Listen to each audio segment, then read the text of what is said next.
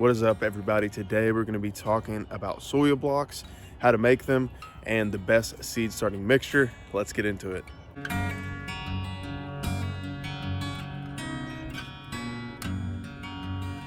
Welcome back to Dirk Tanner Garden and Homestead, where this channel is all about tips and tools so that your garden and homestead can thrive. All right, y'all, so when you get started making soil blocks, the first thing that you're going to need is a phenomenal seed starting mixture. That gives me the perfect opportunity to talk about a company named Tilth.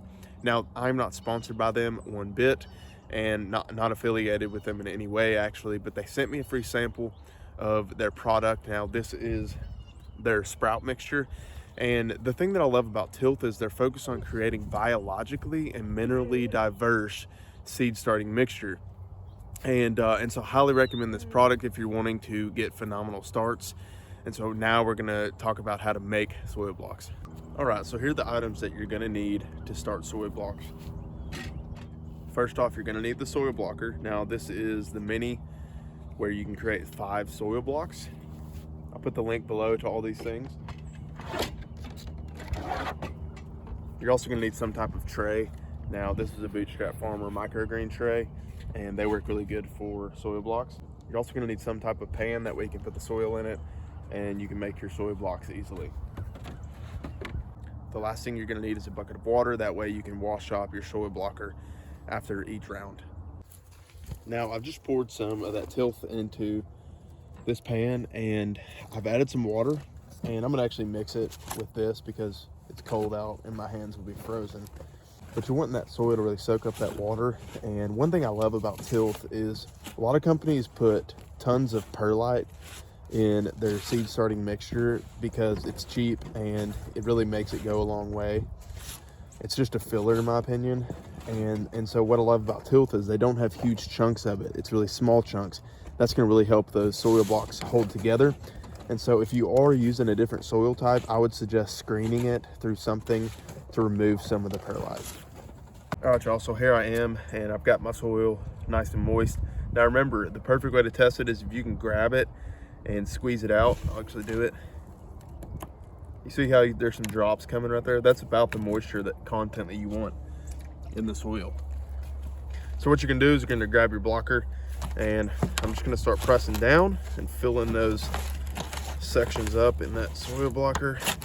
Again, you can kind of walk it like that too to get the edges good, but you really want to take your time and make sure that you've got them filled up. Now once you get to the end, leave some space in the bottom, just that way you can kind of press it, and that's going to flatten out those blocks at the bottom. From there, you're going to take it over here and you're just going to press down just like that.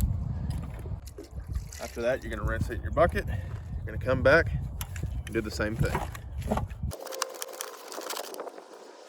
All right, y'all, so I've got a few of them made, and I don't need a ton of them, so I'm just gonna stop there. I've got my Rocky Top lettuce blend, and so that's actually what I'm planting. So I'm gonna show y'all how you drop seeds into the top. Now, because some seed doesn't germinate 100% of the time, I always like to drop a few.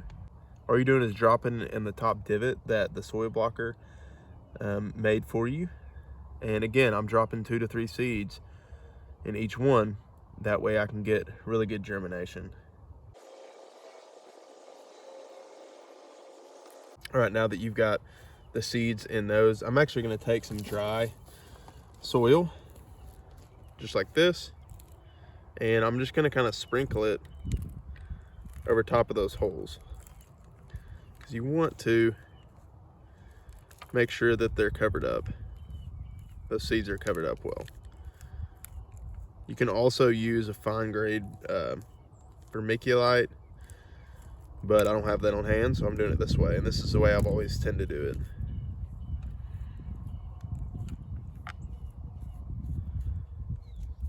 Now from there, guys, you can take a spray bottle just to keep the top of those moist, and really that's the goal, is you just want to maintain moisture until these seeds germinate. Make sure you put them in your greenhouse or under some grow lights. That way when these seeds do sprout up, they don't get super leggy. One other tip that I would give is when you are watering these, I would encourage you to bottom water and do it very lightly, because if you overwater, these can fall apart very easily.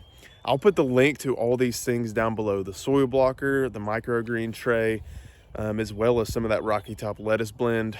And so if you have found this video helpful, please click that like and subscribe button. I put out content every single week where my goal is to help your garden and homestead thrive. See you on the next one.